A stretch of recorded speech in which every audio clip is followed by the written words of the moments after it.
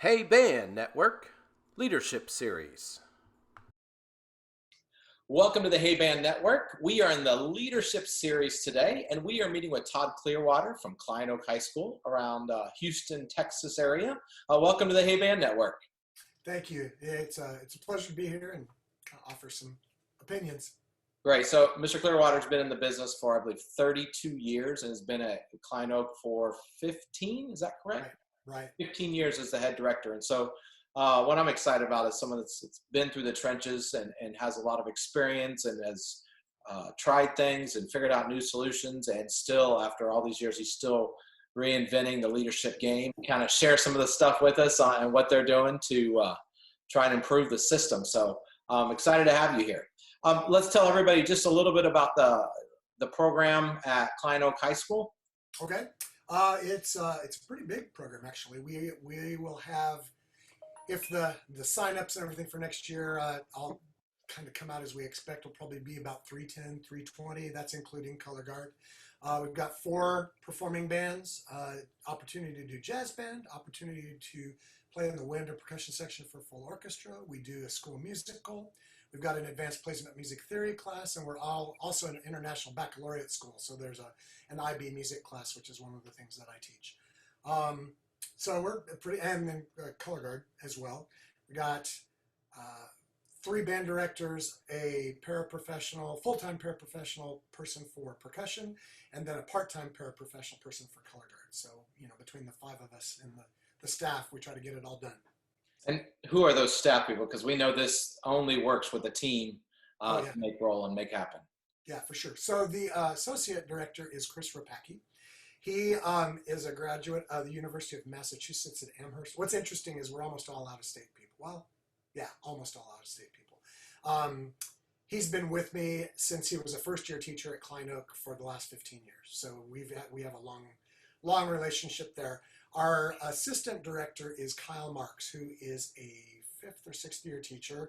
He's actually from Ohio, came down here to Texas and worked in the Spring School District at Westfield High School for a couple years, then went to Austin for a year, and then is back at Klein Oak now. And then our percussion person is Max Mullenix, who is actually also serves in the capacity, maybe even bigger, as our show coordinator, show designer, because he's got all those BOA roots that he brings to the table. And then our color guard person is Leah Marsh.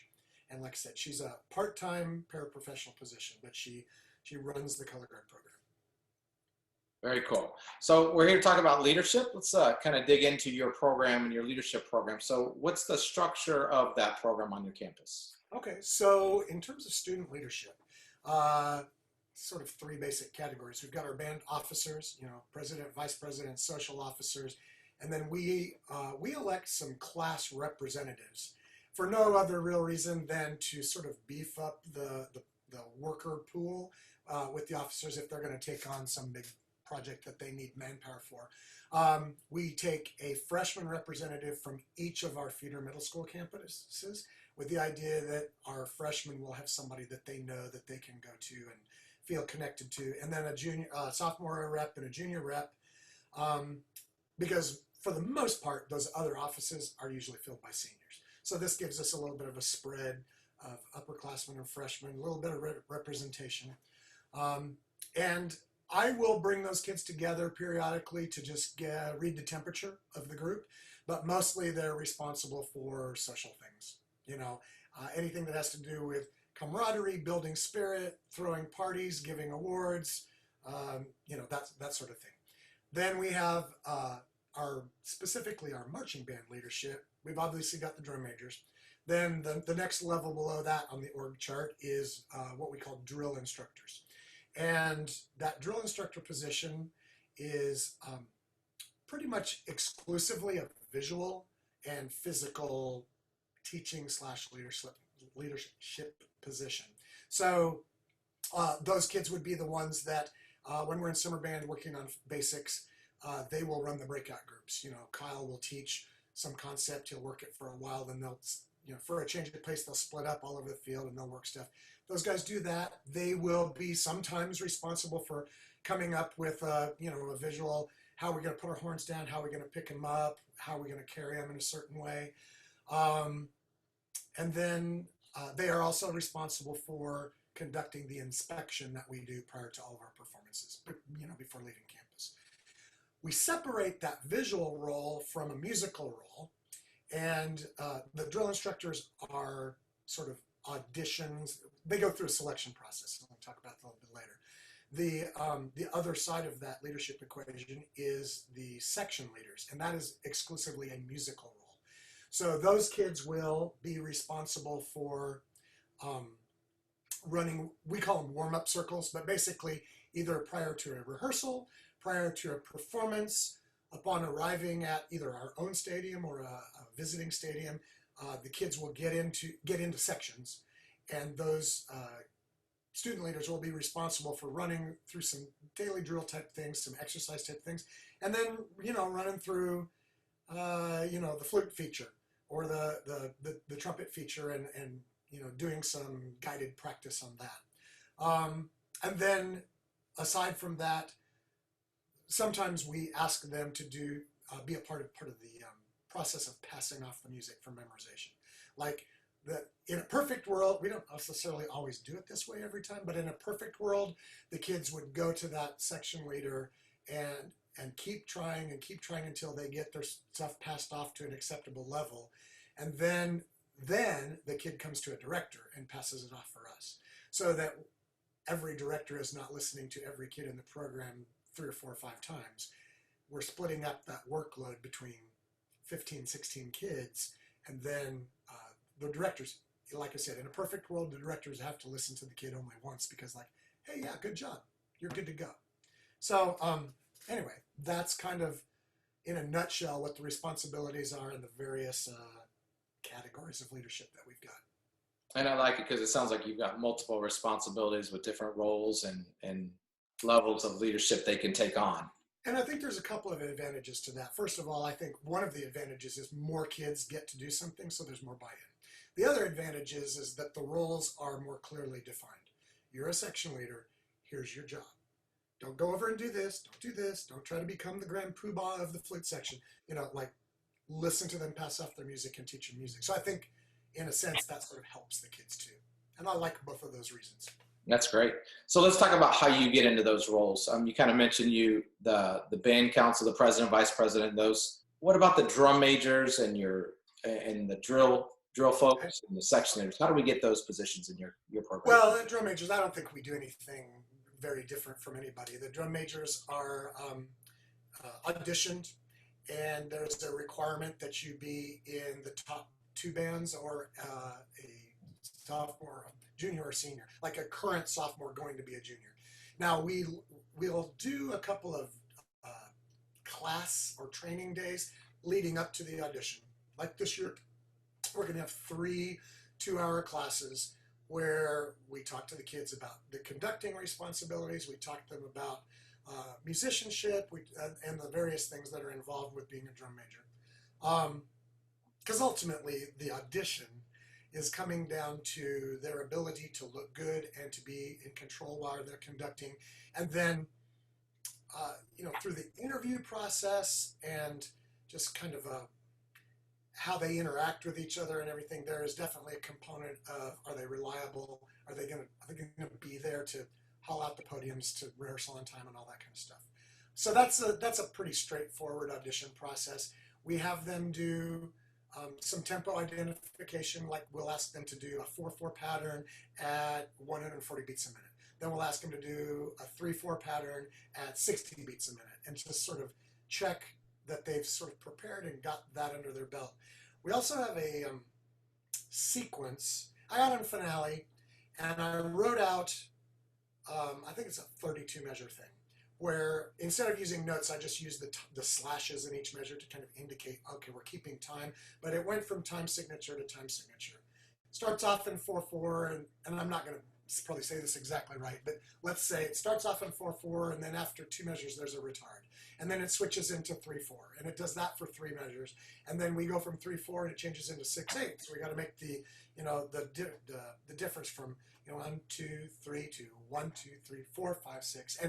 and actually get a glimpse into whether the kid has an understanding of meter, tempo, and kind of control of that, and whether they can communicate that physically, because they're not doing this, they're not following a piece of music, and they're not conducting a live group. It's literally all internal in their head.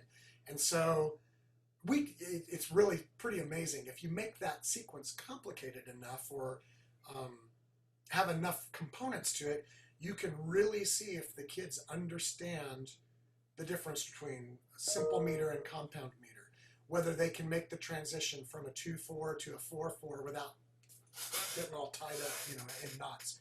And then we'll have them conduct either a recorded piece, sometimes a live group. In years that we are really organized, they'll conduct through part of the opener to the show. And if we don't have the music yet, then we'll give them something else to do. And then there is an interview that they do, and we bring in outside judges. Like a lot of things, that drum major position is filled with a lot of opportunity for hurt feelings and poor sportsmanship and all that. And so it's important to be fair, but it's also important to have the appearance of being fair, because we could do it ourselves and be 100% honest and still get accused of favoritism. So it's hard. If you bring in outside people, it's pretty hard to accuse you of favoritism. I'm the drill instructor. Well, the officers and the drill instructors are sort of selected the same way. And this is the thing that I'm most interested in sharing, because it's the thing that I think I probably do unlike almost anybody does.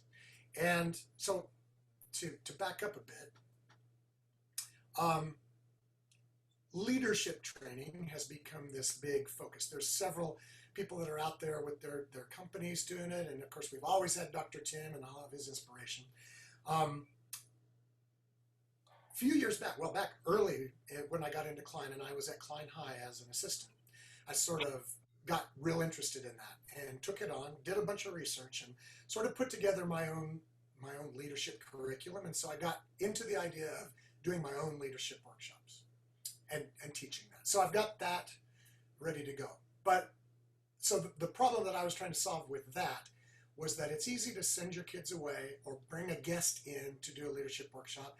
And my experience with taking them to a band camp leadership thing, or one of those things that's associated with DCI or whatever, is that you go in and you get all excited and they tell you, oh, band is great, and this is what it's going to do for you, and you leave flying on cloud 9, and then you get back to school and, like, where's the practical part of it? What's step one? How do I actually carry that feeling on?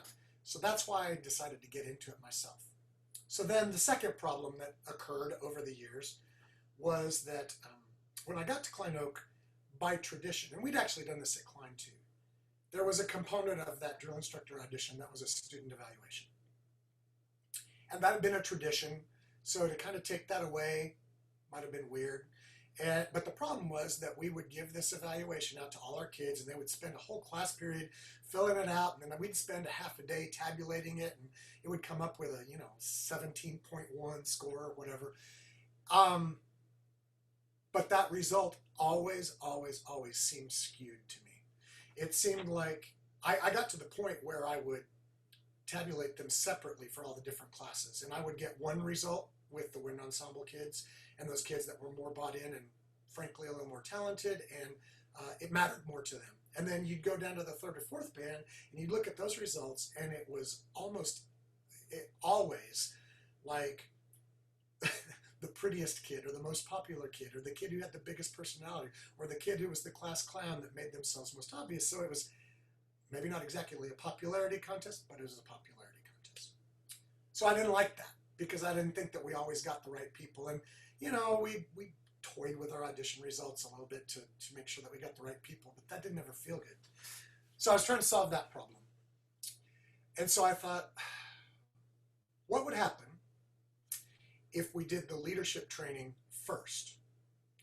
Allowed the cream to rise to the top, allowed kids an opportunity to talk about it, listen to it, do some activities, interact with their peers, do some exercises or some games that sort of showed their natural charisma and leadership ability. And through what they opened their mouth and said, sort of showed insight into their motivation. And so I thought, okay, well, I'm going to try this. So 4 years ago, I guess, we did a leadership workshop that was the first week of summer after school was out, because there's no time in May, right? So we did this separate thing, opened it up to anybody in band, anybody that was interested in leadership. And like I said, that at the end of this 2-day time, it was like 2 8-hour days. And at the end of this 2-day time, the last activity that we're going to do is we're going to select our drill instructors and our officers on the basis of what everybody showed the group at that point. It was great, because what happened, well, first of all, that first one, we had 75 kids that showed up for leadership training. I thought that was awesome, because now, instead of picking 20 leaders and sending them to leadership training, now I've got 75 kids that have leadership training. So whether they got chosen or not, they knew which direction they were headed. They knew the vocabulary we were talking about. They could also get excited.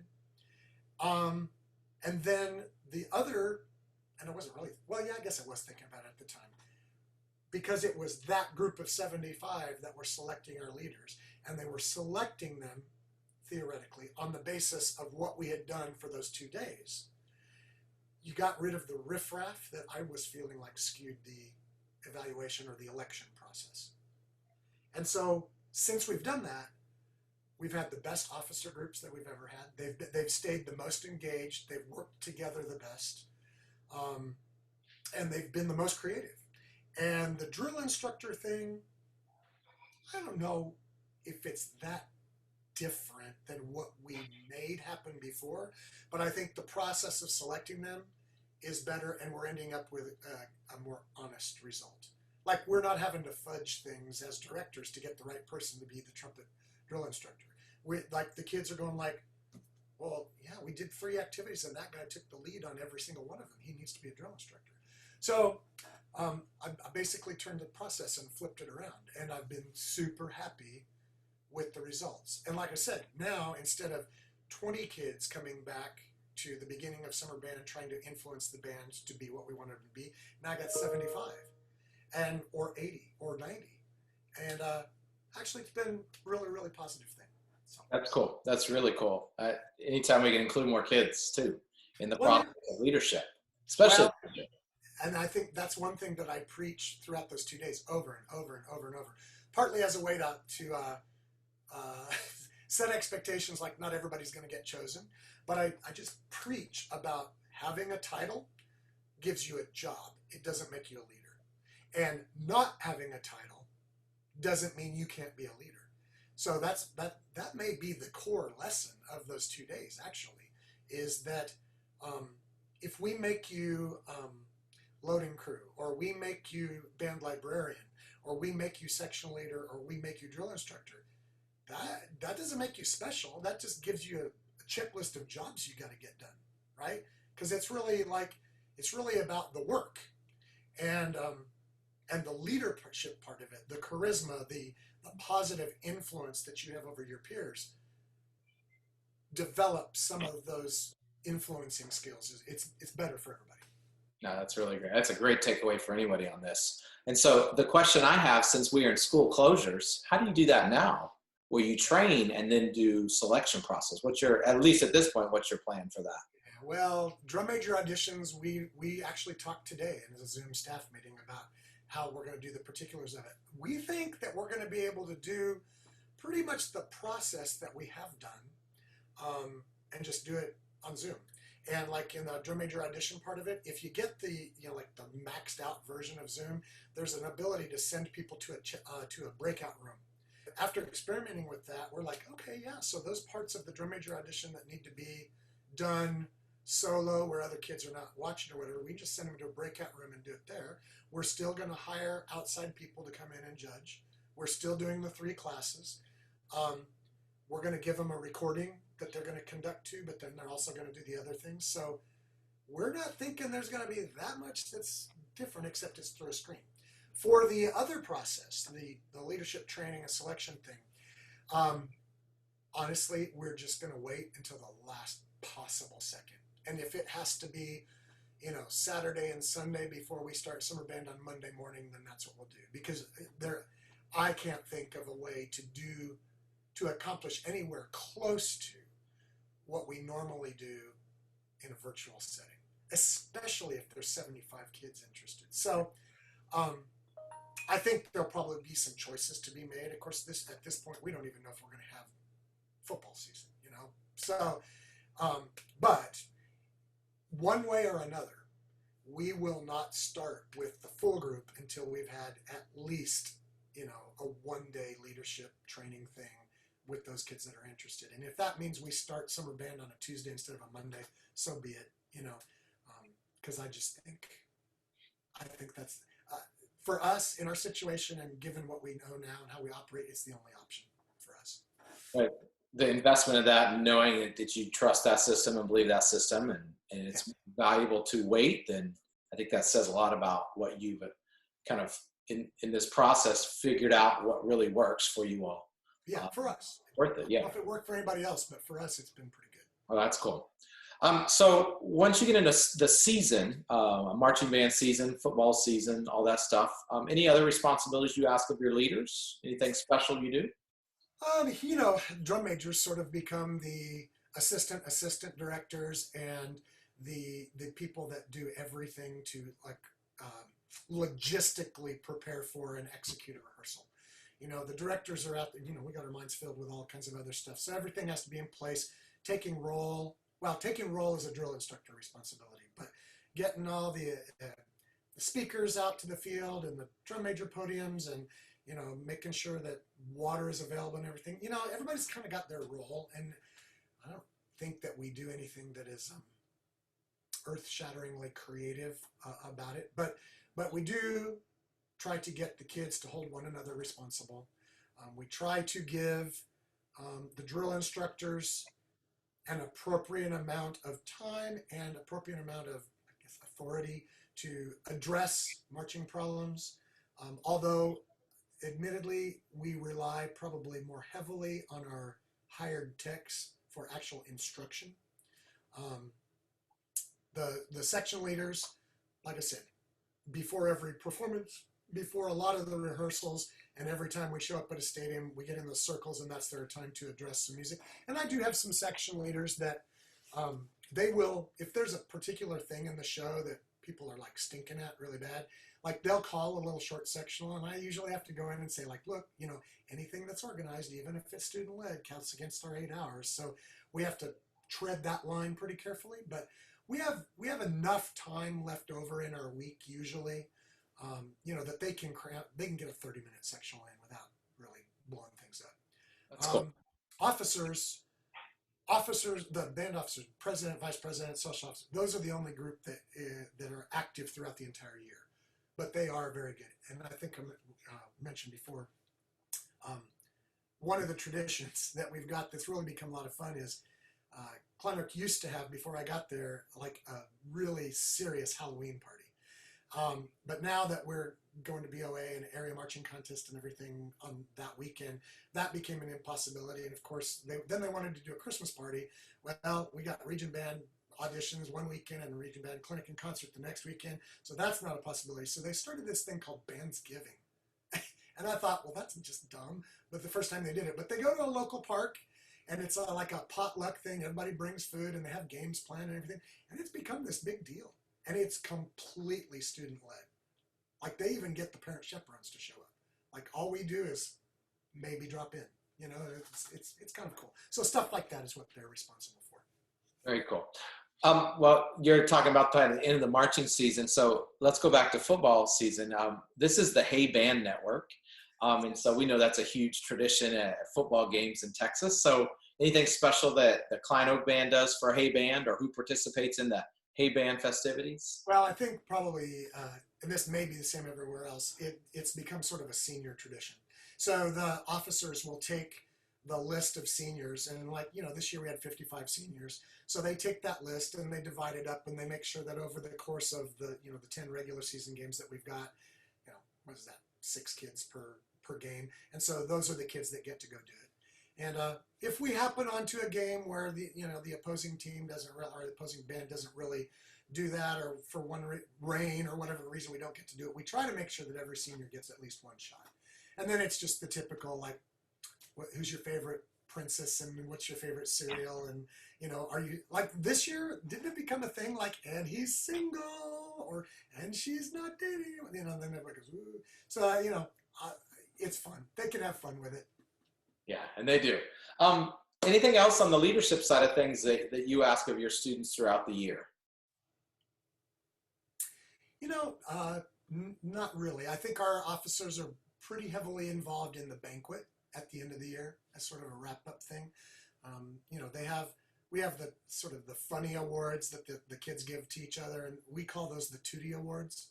That's probably the biggest end-of-year thing they're doing. Now, I will say, in this situation this year, my band president has been very proactive about trying to figure out what we can do to keep some esprit de corps and honor the seniors. And we're working together on how to do things in the absence of a banquet. And we met last week on a Zoom meeting with officers and tried to brainstorm some things. Of course, every idea I came up with, they were like, well, that's dumb.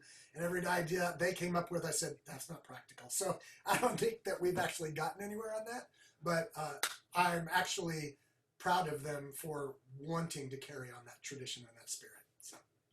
Special. There's lots of really cool things on here that you've thrown out. I think there's stuff people can take away. So thanks. You have any shout outs you want to give today?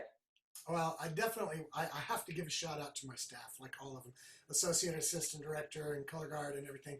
Like you guys know, man, as a head director, one of the scariest days of the year every year is that about 30 minutes before we're supposed to leave for that first football game, I'm like, oh God, did they do this? Did they do that? And my staff, they do it.